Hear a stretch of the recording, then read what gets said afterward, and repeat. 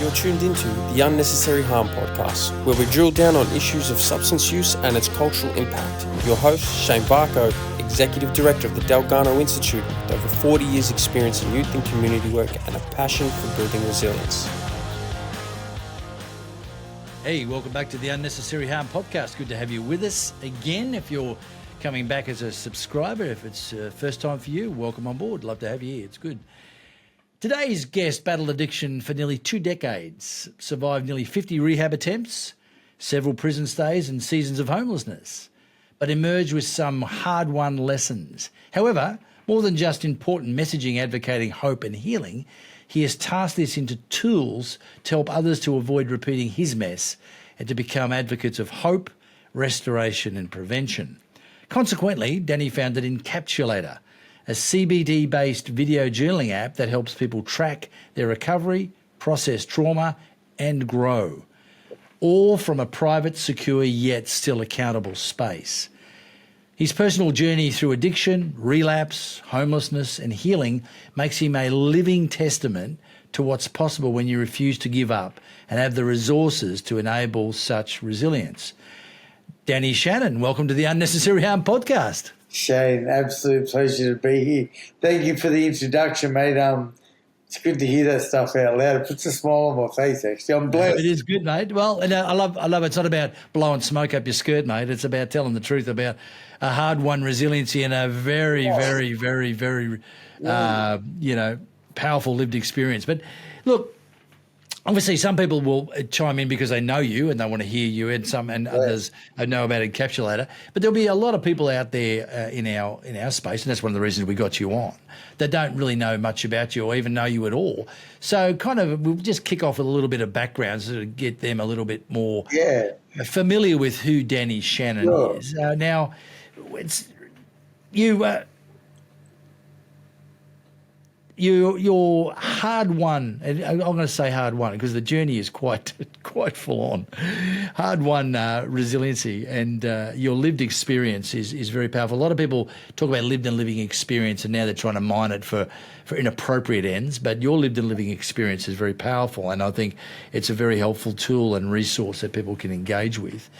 But just to get some background for people, without repeating your entire story or just simply downloading your website on us, what were the key demons you had to confront and deal with in your journey, and what were some of the pivotal moments of shift for you? Because you're talking 50, near 50 rehab visits, obviously times in prison. Rehab wasn't. We're going to talk about that later on. Rehab wasn't working for you.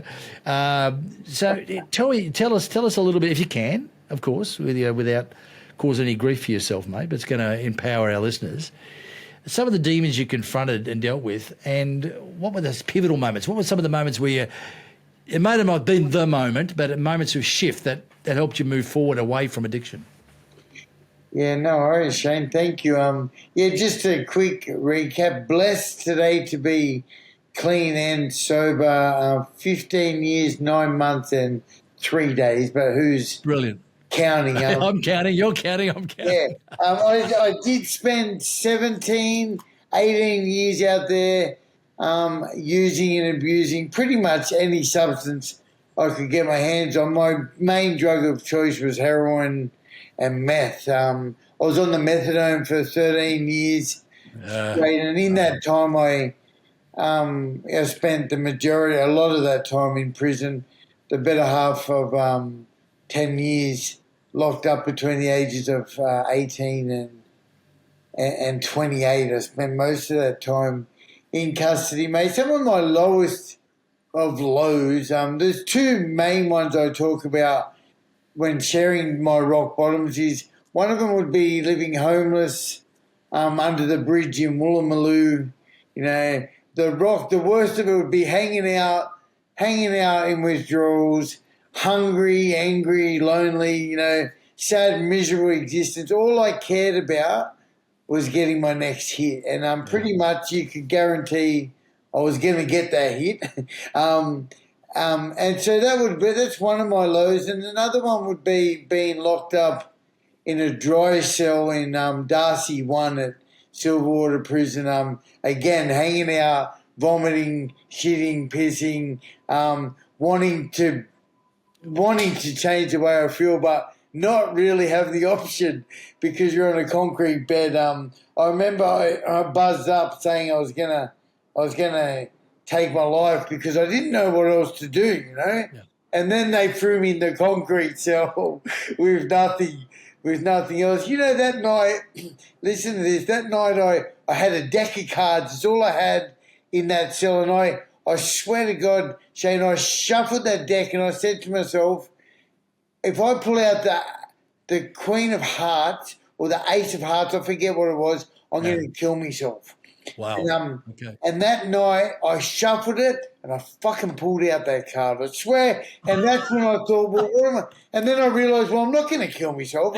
I'm not ready to kill myself. And that's when I hit the buzzer and I just thought, well, and what happened was, look, they didn't probably take it too serious, but yeah, they threw me in that concrete cell. They let me out the next day because I wasn't, you know, I just was desperate for help, basically, mate. Yeah, look, I don't know. The question was quite broad, but it's just I would do anything, you know, picking up dirty needles in the back of the flats in Cabramatta and flushing them 3 times with water and having a hit, you know, leaving, you know, overdosing in stairwells, knowing that, you know, it could be, you know, and maybe not be found. There's a lot of rock bottoms, mate. But yeah, a lot of rock bottoms. Yeah, so that's shocking. And of course, I used to work in juvenile justice, so I've been in settings where, you know, working with kids and we had to slot them for the behavioural issues, and then they'd want to, you know, unfortunately we have to strip them to because they can literally hang themselves with anything. Yeah. Even they're trying to find a way to do it. And I remember one kid that he was a good young man, but just really broken and messed up. Anyway, he went off his nut. We had to slot him, and then we stripped him down to his boxers and his socks, right? That was it. And he was in a bare cell, steel bed with a mattress and concrete floor, concrete walls. But then I had to keep a 3-minute watch on him, right? That was part of the key issue, to make sure he doesn't try and self-harm otherwise. And sure enough, 3 minutes in, he had the sock tied around his neck, tied to the leg of the bed, and he was trying to choke himself to death. So it is a tricky one. Once you got that call that the person's going to self-harm and kill themselves, you got to act on it. So yeah, it's a tough call. But so that's the mess. You know, you're in that mess. You've cycled through that mess many times. So now, what were some of the moments when clearly that was part of the like, what the hell am I doing here? This is like, I'm pulling aces out and queens out of decks to decide when I'm going to neck myself. I mean, it's like, well, you're really in a bad space. But what were some of that would maybe have been a moment, but what's some of the other positive, but perhaps more profound, pivotal moments that went, you know what, I've got to change direction here? What were some of those? Well, my biggest one was on Christmas Day 2009. That was the day I lost the obsession and compulsion to use, mate. I have not come close to picking up another drink or a drug since Christmas Day 2009, and I call this my little Christmas miracle, that's for sure. Yeah. But that day I was in rehab. I was 60 days, maybe 62 days clean, and I'd just been home to the family lunch in the absolute horrors, full of shame and guilt, you know, sitting around the Christmas table. I'd hurt, robbed and stole from every single person at that table, bro, including family members, neighbours, and just so full of, I just thought, you know what, fuck this, I can't do this. And I left there that day heading back to rehab in the city, and I found myself at Town Hall Station. To my right was William Street. I would head up to King's Cross. I was gonna throw it all away. I was gonna buy some heroin and some cocaine. I had some cash on me. Bless the family, whoever. I had some money on me, and I thought I can't do this no more. I'm gonna go up there. I'd made my mind up, but that day, for the very first time in my entire, 19 years of using and abusing, I just considered what was going to happen. I knew what was going to happen if I went up there. I was going to end up stoned. I'd end up either dead, back in rehab, back in jail, Yeah. I knew I could do that. I'd done it 49 other times. Yeah. But I thought that day, for the very first time in my life, I did some what they call consequential thinking. I thought, what Wow. happens if I don't go? And I heard it said a million times, Danny, if you don't pick up the first drug, you can't get stoned and you won't fuck up your life again. You can change your mind. And that day, I decided to get on the bus across the road and I went back to rehab, mate. But that day, I changed my mind, which is something an addict does not do. And I'll tell you what, mate, for the next couple of days, I was full of anxiety because I nearly fucked it up. But my miracle happened that day. I have never come close to picking up again. That's the closest I ever come in the last, 15 and a half years to picking up. Yeah. Wow. Yeah, Well, so that's pretty powerful shit, that. Yeah, no, good on you, man. No, that's awesome. And I think without, again, I'm interpreting it from an outsider looking in on that conversation you've just given us, or that monologue you just gave us. But I'm interested, you've had a lot of cracks at rehab, you've heard a lot of advice, and this is one of the arguments about, certainly the pro-drug activists, they're very good at this. The pro-drug people say, well, people will stop using when they're ready. They'll give it up and they'll go through a season, they'll stop. Now, that can be true. There's no argument there. Yeah. But you started talking about decision-making. Now, I love the context. You've had a whole bunch of cracks at this. Yep. You've got a lot of advice, even though you were going, oh, screw this, I'm not going to do that, I'm not going to do that, blah, blah, blah. Yep. I've been through the process 100 times. I know what this looks like. But there's this whole lot of data, whole lot of experience, a whole lot of wisdom that's been inculcated without you perhaps saying, oh, that was good advice, I think I'll take that. Yeah. But it's kind of landing in your system somewhere. But then you go home, get this, you go home at Christmas and you use the word miracle. I love that because it's like a Christmas season, even for the non-religious, it's kind of got this kind of wholesomeness about it. That's like the drug use and bad behaviour don't belong really long unless you're getting under the sauce and being a complete tool. That's right. But it doesn't really belong here. Then you're with family. And what I'm hearing, please correct me if I'm wrong, but you're with people that you have ripped off, taken advantage of, conned, seduced, probably coerced, bullied. You've done every possible thing to get the money or gear to get high. Yeah. You've burnt every bridge with these, yet here you are at their table at Christmas and they're saying, you're welcome here because you are genuinely having a crack. Now, that moment, you talked about shame, and I think that's fascinating because people say, oh, shame's a bad thing. Look, shame is a good thing if it's harnessed to a direction for change and a direction for healing. Shame as a tool to bludgeon people over the head with and make them feel bad is pointless. Yeah. But you know what? I've just spent Christmas dinner with some good people that should have burnt me, should have had nothing to do with me. I'm in rehab for the 48th time. I'm going back, and then you make a decision. And I think that, for those who are listening right now, the moment of decision, I will not do this. I'm going to go that way. Now, tell us about the next steps from you when you did that. What happened? Yeah, well, yeah. So that decision was something that, and this is so important. If you could capture the moment, the exact moment when somebody turned their life around, and that was my exact moment, right? For me, I think it was.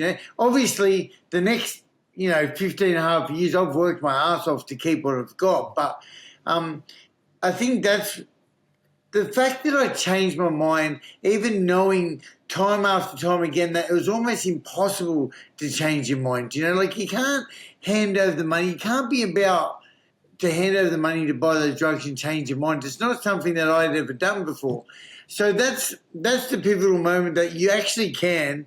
And I guess it was that bundle of knowledge that I had from before. Like, I knew what happens. I was ready to cop the consequences. No worries. It was the fact that for the first time I actually considered, what if I didn't? I'd never done that before, thinking, what if I didn't do it? You just do it. Brilliant. But, look, what happened is for the next couple of days, there was one moment 2 or 3 days later, I was in rehab. I was walking up and down the stairs, and there was a case manager by the name of Mark. big shout out to Mark. He see me, like, he said, well, Danny, what's going on for you? What's wrong? And I went and told him, I said, well, I nearly hand over the money on Christmas Day to get on, and I'm fucked. I'm going to do it. Like, I know how, if I did it then, it's going to happen again, next weekend? And I can't do this, and we sort of spoke it through, and I didn't do it again. So I continued working really hard. I got over that anxiety feeling, and mate, I just started doing all the stuff that I'd heard that I need to do. They told me in previous recoveries, like, Danny, you don't need to change much, just everything.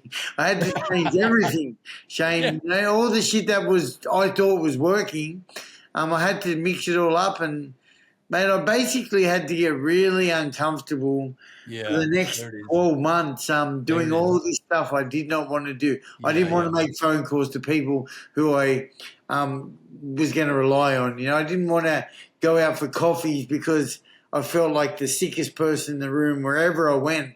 I felt so uncomfortable. I hated every single thing about me. But I just did it anyway, and sure enough, I don't know, I shared the next moment. I was about 10 months clean.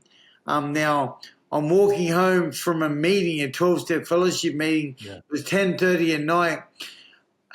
I get off the bus, and I'm walking home, and I look up to the moon, and I see this moon, and I never connected with the moon the way I did that night. Beautiful. And it was my spiritual awakening. It was like, fuck. I felt amazing. I felt like this mad happiness, this mad gratitude. Yeah, there it is. Yeah. And then I chased that feeling. I still chase that feeling. Like that. That's the feeling of life. Like, that's the feeling, the true definition of recovery, gratitude, happiness.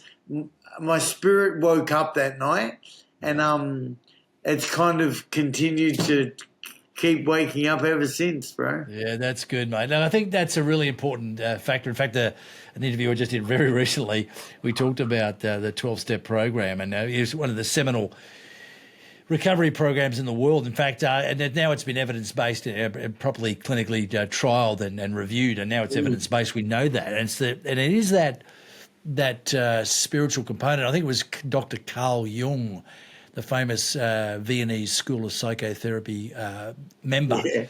Yeah. Well, he was one of the early contributors to AA. In fact, acknowledged AA because he had a client that was working with him, and he was an alcoholic, a decade-long alcoholic, and he'd been doing all the CBT therapy, all the psychotherapy tricks he could imagine, all the tools that he had, quite extensive tools that he had to help this guy get off alcohol. Wasn't working. And at one last appointment, he said, and the words would come out of his mouth to this guy, well, you're hopeless. You're just hopeless. He says, what you need is this 12-step thing. And they got this spirituality thing happening. You need to get that on it. Now, Carl Jung directed him towards that. And that was one of the key elements. And this guy that helped develop the AA, as it's known, is now morphed into various anonymous iterations. But it was very powerful because that spiritual component, that higher power dynamic, is not just some sort of faux, I'm going to make this up. But it is a very powerful realization that there is something bigger, and that sense of significance, worth, identity is not just caught up in your behaviour. And every choice you make, Danny, and this is what I love about the story, you said, I have to keep making the choices you do, because your choice isn't removed when you go to a higher power. It's just enabled. It's enabled. I can now choose better. I can now choose different. Yeah. I don't have to follow the same path. Now, I want to just jump into the public health stuff. Now, you mentioned before, and again, I'm going to be very careful about how I go into this space, but you mentioned you're on methadone, and I know I've dealt with a lot of people in this space. We used to run NA at our office here, right? Yeah. And we had a young guy came in. He was about, I think he's just 34, 35. He'd been off heroin for 17 years, but he had to come to NA to get off methadone. Now, from a public health perspective, in the recovery space, what was helpful and what was harmful or hindrance to you actually getting Use your words clean. And I think that's an appropriate term. A lot of people say, it's a pejorative term. No.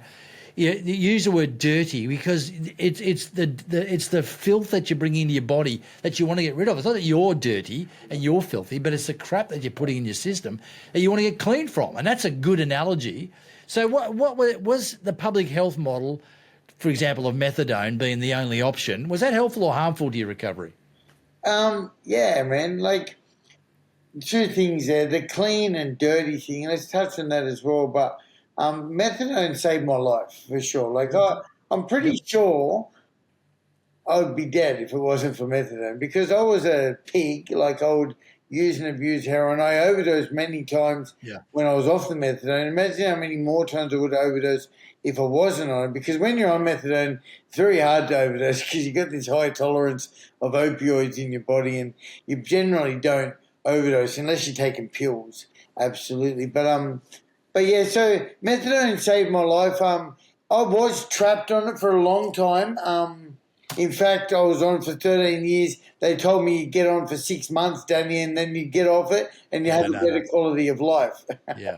All right. So the medical industry, the health industry, doesn't understand like that. Like, I get the theoretically part of it, but that's not what addiction is, mate. Addiction, there is no theory. Well, I mean, you can't.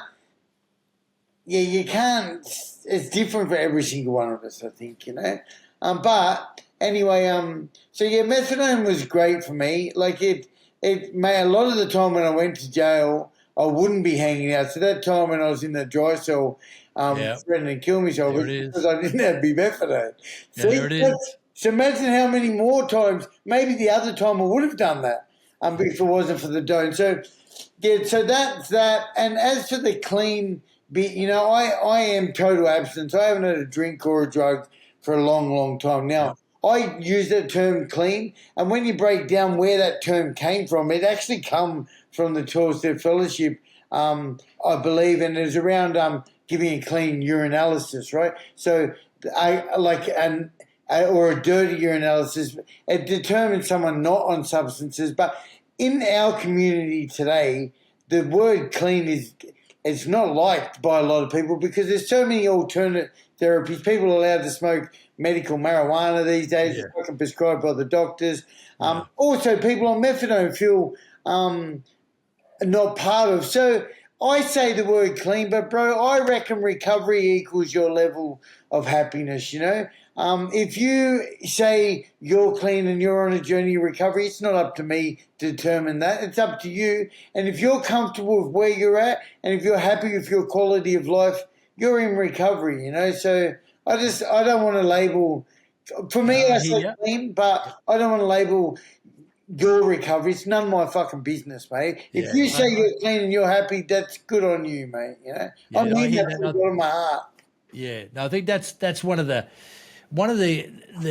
I think beneficial sentiments of this space. But of course, there's always a downside to that as well, which you've just indicated, because the abstinence thing is a really important dynamic. Now, as we know now, and again, I love the sentiment. If recovery is a continuum, and this is important, if recovery is a continuum, then where is the outcome? And I think you're right, abstinence is, because what we've argued, we're a prevention-based group. Obviously, we spend a lot of time in prevention, demand reduction, but we do work closely with the recovery alumni because their journey is interesting. And we presented a paper at the United Nations in Vienna back in March this year it's called Addiction Science and Prevention Science and the overlap. In fact, they basically mirror each other, but in reverse. So the journey that you've gone on for prevention back to abstinence, right, is the same journey that we try to inculcate to prevent the journey into drug use. Because basically you got these two bookends. You've got not using drugs, no uptake, and you've got drug-free, drug use, exiting, recovery, abstinence. So you've got abstinence at the start, abstinence at the end, and in between you've got this drug-using journey, whatever that may be. Now, for some people that could be a very short journey. For some people it's not at all. Hopefully for most people it's not at all. But again, this section between, we want to try and reduce that. In fact, we want to try and eliminate that to almost negligible, so that people don't have to take up substances, because the motivators and reasons for it vary for many people for many reasons we know. We're not going to go down that rabbit hole today, but maybe later on your trauma issue. But clearly, this is not an answer. Substance use does not fix things. And the journey to exit drug use is important. Now, this is the key issue that we're concerned with. We're bumping into new terminology, euphemisms that are being introduced. And I like your sentiment. I think I want to validate that to our listeners, that if you're on a journey of recovery and you're comfortable where you are at the moment in your journey, and you may not have exited drug use to abstinence, but it's on the radar, that's important. But if that becomes off the radar, then abstinence is no longer an option or no longer worthwhile pursuing, which is best practice. Then we've got some problems. Now, the new term they're using for this is called stabilisation. It's a new term.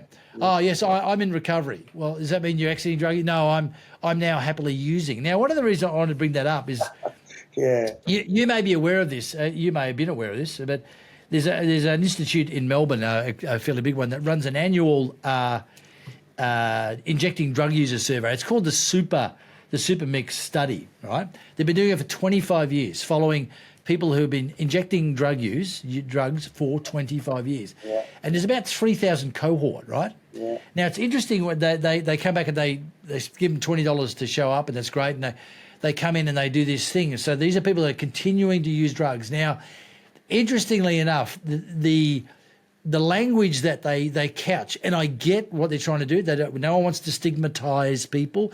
No one wants to put people into boxes and put them down and ridicule them and mock them, or treat them as less than human. No one in their right mind wants to stigmatise people that way. However, you've just hit on it, and before, as we talk about, oh, hang on a minute, your behaviour, love your son, love your mate, but don't like you stealing from me, and I don't like this behaviour. When you're on the gear, you're a real pig.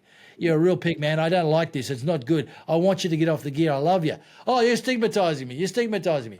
So any challenge to the conduct that hurts others is now seen as stigma. And then, of course, people now step into this space now where I'm going to keep using drugs like these guys are doing, and to their detriment. Their health is declining. They're really becoming a mess. But they're not encouraged to exit drug use. They're not encouraged. It's like, oh, well, we just want to keep you comfortable and keep you okay with the space you're at right now. Now, I'll get to the question. The concern here for me is you're talking a drug user 25 years in this space, right? And it's interesting that one of the participants talked about, well, a number of the interviews they had, they talk about when they go into these interviews, they don't feel judged, right? In other words, no one says to them, hey, have you thought about stopping this behaviour, because you are being undone by this physically, emotionally and societally. And the interesting things, the things they kept coming up with here was that 85% of them still smoke cigarettes on a regular basis. Half of them were still on methadone, continuing with drug use. Some were still obviously injecting drugs on a regular basis.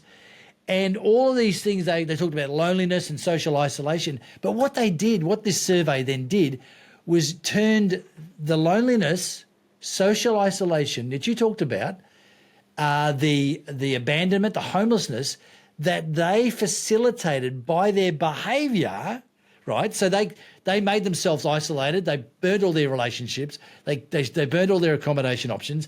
They burnt all their friendships. And all they had left was themselves or other substance users. And all of a sudden, that became a cause of their drug use, when in fact, it was the drug use that caused that. Mm-hmm. And so, but you can't challenge that because, you're stigmatising drug use. So I love the fact that you've gone, you know what, I made a decision. And this is what I want to talk about. How do you see these kind of public health issues continuing to muddy the water, not to help people, be okay and move forward, but to actually stay in a place of dysfunction and disease? How do you? What's your take on that, Danny? Yeah, you're right, eh? So it's like, because we got to be careful the way we say things these days. We're basically say keep using, like it's okay. Yeah, so it's interesting you ask that because I'm thinking of two things, right? I get a lot of loved ones reach out to me on a regular basis, right? So this is where I'm going with you. If a loved one reaches out to me and their husband or their son or their daughter has been robbing them, hurting them physically, all of that, I'm all on their side. I'm telling you, fuck them off. Get them out of your life. You need to put you first.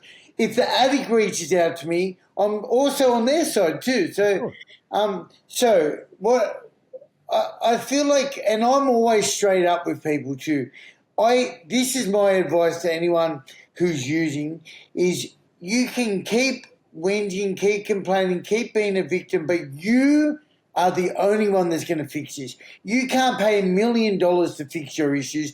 You are responsible for your addiction, and you are the one who needs to make the steps to get clean, okay? I can give you all the resources available to do so. And Shane, there's so many in Sydney. I know in rural Australia they're definitely limited, but there's so many fucking rehab detoxes, free resources, food available for anyone who wants help. If you want fucking help, you'll get help, okay? And I know there is some exceptions to that rule, but I don't know, like I just did the National Alcohol and Drug Association conference last week, right? 450 services.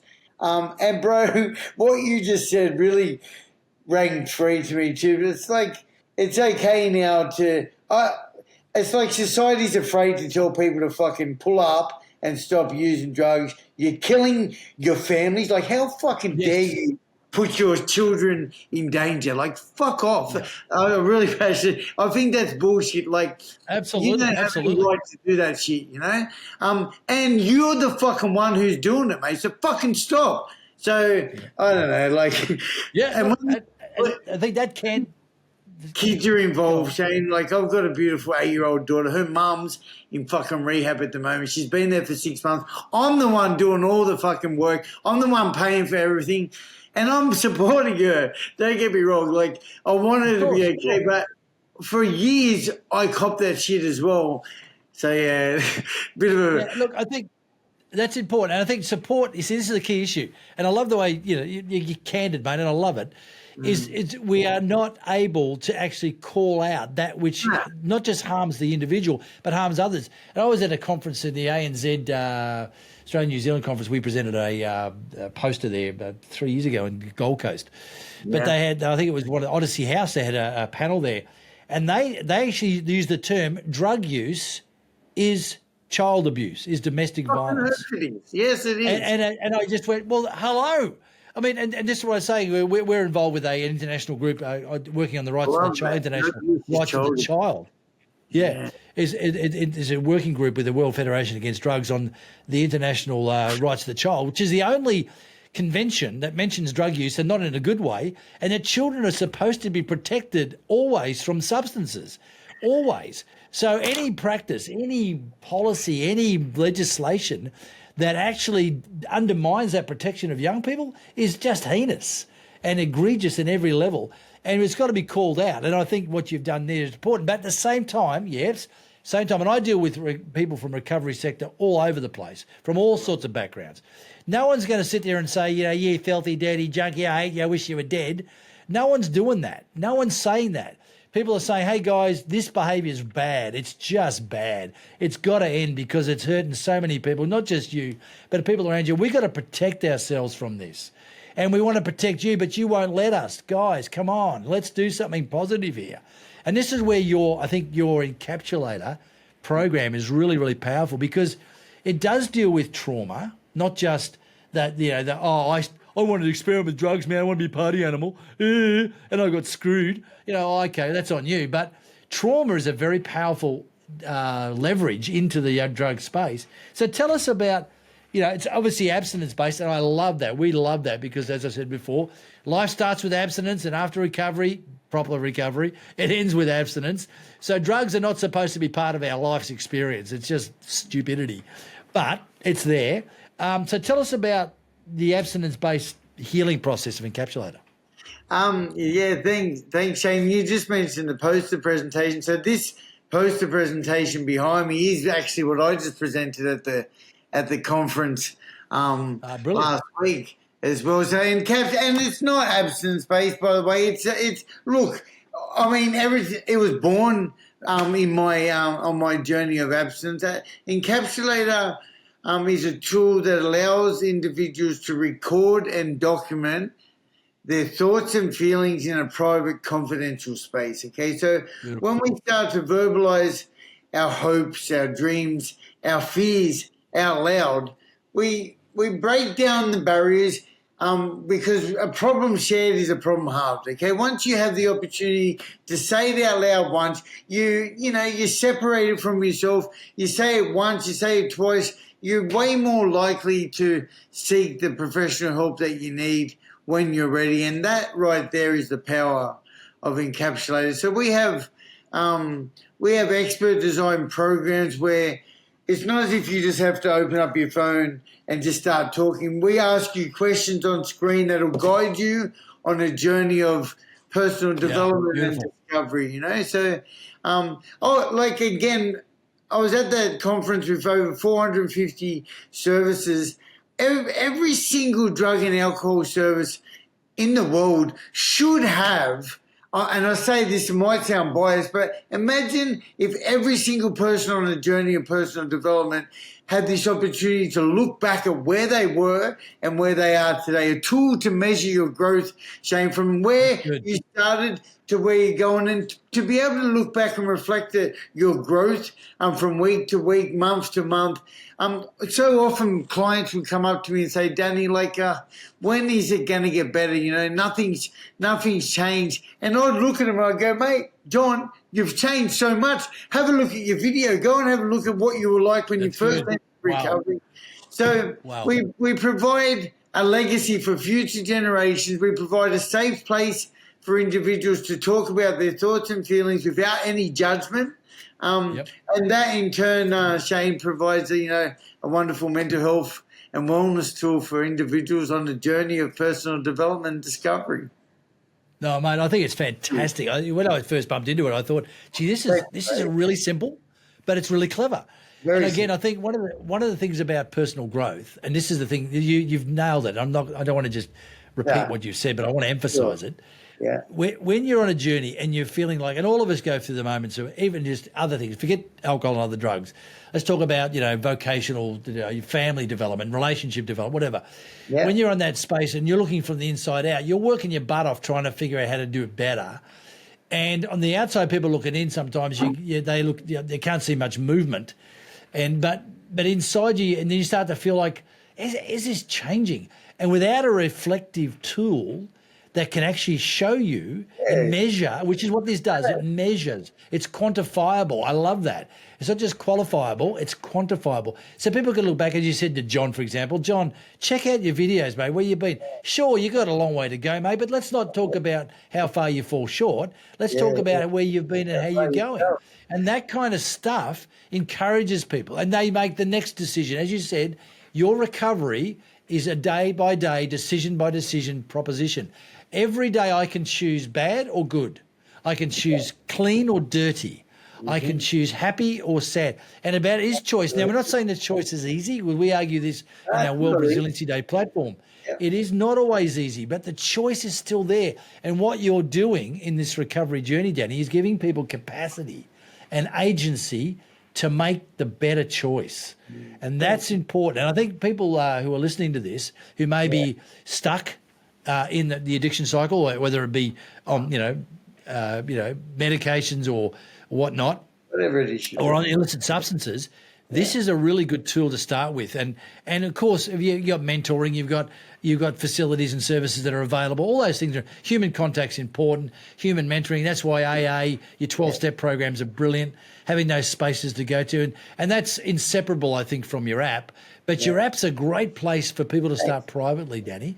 Mate, look, you've got a lot of wisdom here, and obviously the wisdom that comes from very hard-won resiliency. But anything besides the app and besides obviously what we've talked about, is there anything else that piece of wisdom, outside the 12-step program, of course, all those things are vital, imperative. We're not going to bang their drum loud enough because they're all great tools and great resources. But any other wisdoms or insights that that help develop protective factors for individuals that maybe try and exit drug use, but more importantly, family members who want to help keep people away from drug use? What are some of the protective factors and some protective capacities you'd like to see released into people's family?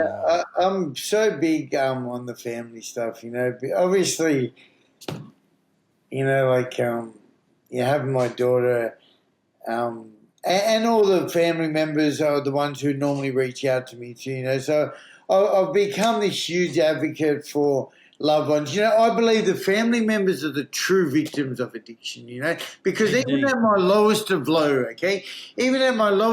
hanging out under that bridge, all I cared about was getting my next hit. And pretty much I was going to get it. But what about my mum, my dad, my brother, my sister, my auntie? They're the ones who are at home in the absolute horrors. Is he locked up? Is he dead in the gutter? Has he been picked up by the police? So, on that note, if I could just share this little bit of wisdom to family members and loved ones, I would suggest that, number one, you put yourself first. I know you want the answers, and I wish I could give you the answers, but number one, if you can't put yourself first, how can you possibly be there to support others? Number two, I reckon the loved ones are the ones who have to do all the hard work. Well, the addicts at home chopping in, you're the one that does all the work. It's just the way it is. So find out the local resources, the rehabs, the meetings, the counselling service, the homeless shelters, the NA meetings. Number three, I would say try not to point the finger too much, because pointing the finger, I will just tell you where to go if you point the finger at me. So it just doesn't work. I know you're angry, but try not to point the finger too much. Try to listen. And finally, I would just say be careful you're not enabling your loved one, because as harsh as this might sound, maybe you're part of the reason why they're continuing to use. If you keep fucking giving them a place to stay, if you keep giving them money when they're hungry, maybe you're part of like, it sounds really harsh, Shane, but sometimes we continue to enable them to do so. So, and I just wanted to send my love to all the loved ones. I can't possibly imagine how you feel, but I just want you to know that also, even all those, even though it feels like it's all falling on deaf ears, I'll tell you this, right? My mum is my biggest, I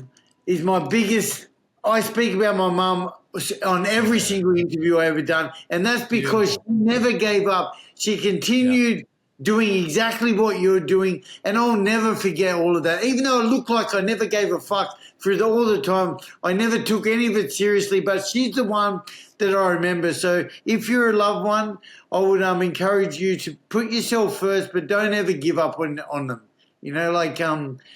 It will pay off one day. So I would say that. I get quite emotional thinking about it, because it's just it's so fucked, It's so horrible. No, I love it, and that's why I love the interview, man. I'm loving the exchange. Yeah, you're real, you're raw, you're authentic, and you see both sides of it. And I think I love that. It's the old language. I don't like to use it, because I think real love is tough love. The way we call it tough love. No, it's real love. I care too much. I love you too much to leave you where you are.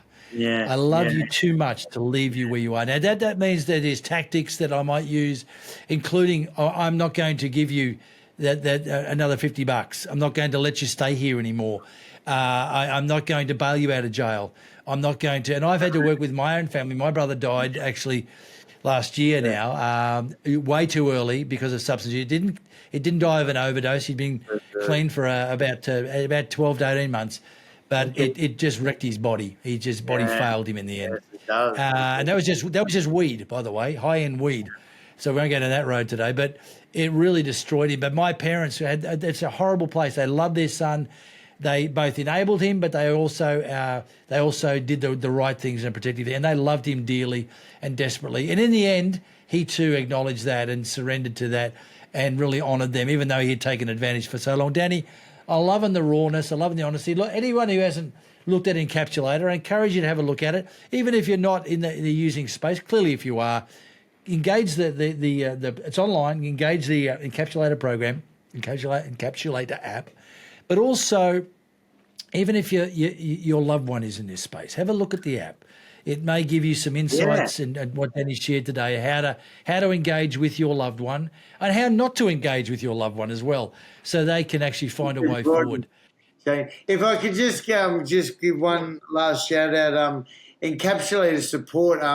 That's my NDIS organisation as well. So we also support individuals with both support work, support coordination, and even getting help with access requests. Thank God today there is some funding out there provided by the government that is helping. Now, NDIS isn't strictly addiction focused in any way, shape or form, but as you know, I believe every single one of us is affected by drugs and alcohol in some way, shape or form, especially in that mental health capacity. So I run life skill development workshops during the weekdays. I've got these wonderful courses where people can jump on. The idea of my online workshops gives individuals out there in the isolation an opportunity to come together with like-minded individuals and learn one tool each day to assist them in living their best life. So if anyone's interested in that, please feel free to reach out to me, Encapsulator support. And my app is available on the App Store for both Google Play and the App Store. And at the moment, Shane, I've lost all my Meta Facebook stuff, which is absolutely ridiculous. I got banned by Meta for raising awareness for suicide prevention just last week. It was an AI thing. I understand. Yeah, I know. It's an algorithm that shuts it down. Yeah, and I'm not someone who wants to plug into conspiracies. It's just definitely not me. But it's shit. Like I've lost hundreds of thousands of followers due to, and those people rely on me on a daily basis for my content. So hopefully I get that back. But you'll find my contact details on LinkedIn or on TikTok. Yes. You'll get me if you want me. Just Google my name. I've been blessed. Correct. I've been blessed to be in all the news channels. I've had SBS, A Current Affairs. So you'll find me anyway if you want to. No, it's all that. No, Danny, you're no trouble finding you, my friend. But I do hear the frustration in algorithms shutting you down. Look, again, I don't think it is a malicious attack. I think it is just we've done the same thing. I was shut down last year for posting something about cannabis, and it was like, it was crazy. They just had this leg. Anyway, look, Danny Shannon, thank you so much for being part of the Unnecessary Harm podcast, mate. It was great having you. We'll be obviously deploying this episode very, very shortly. But again, for those who have joined us for the first time, welcome on board. Hope you come back. And for those who are regulars, we'll see you again next time. So for those out there in the Unnecessary Harm podcast world, stay safe. Remember, substance use is not a normal part of life. It doesn't have to be. Until next time, be well. Thank you. As we wrap up today's session, remember, each step towards understanding is a step away from unnecessary harm. We're here to empower, inspire, and pave the way for optimal well-being. Stay resilient, stay informed, and continue being the change your community needs. Thank you for joining us at the Unnecessary Harm podcast. Until next time, take care and keep pushing forward.